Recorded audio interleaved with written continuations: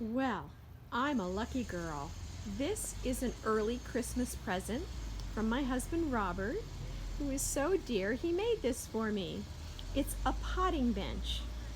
And of course, it's personalized. It says Jill's Garden. It's going to go in the backyard so I can use it to do some work with my veg garden and potting flowers.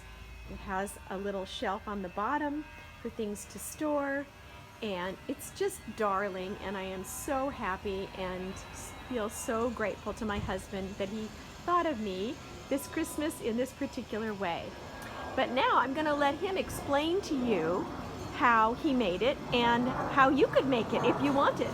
This is Robert's workshop, and he actually made both of these benches in woodworking with various tools that he has, and he has all of his tools stored here in the garage.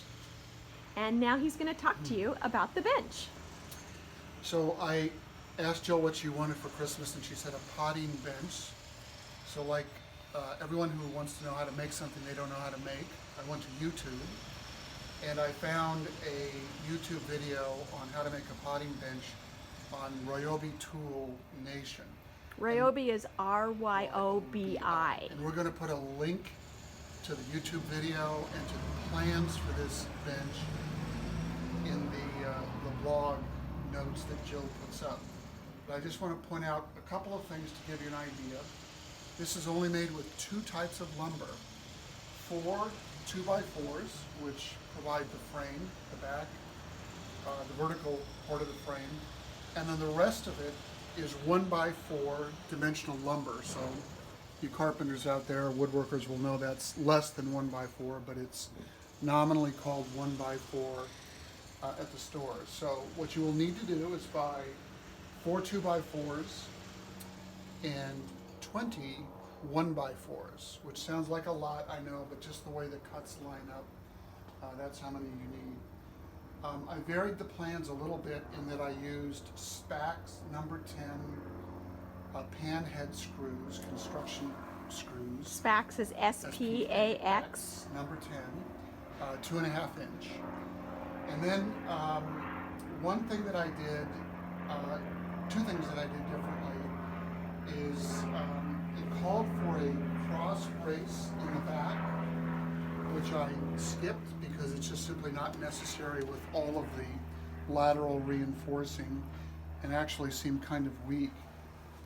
What I did instead is I added 2x4 bracings under each of the 1x4s to give them a little strength.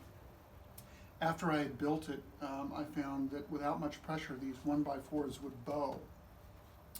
So I put the 2x4s in just to provide additional strength. There are no fancy joints here, no pocket holes. These are just straight butt joints and directly drilling into the wood.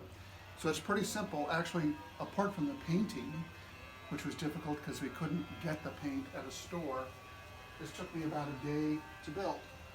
That includes the cuts, the mistakes, and the remakes.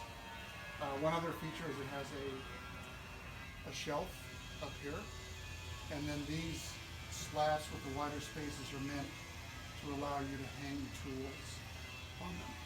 So that's it. Thank you, Robert. I feel so blessed to have you as my partner and as my gardening assistant. It's a gorgeous present.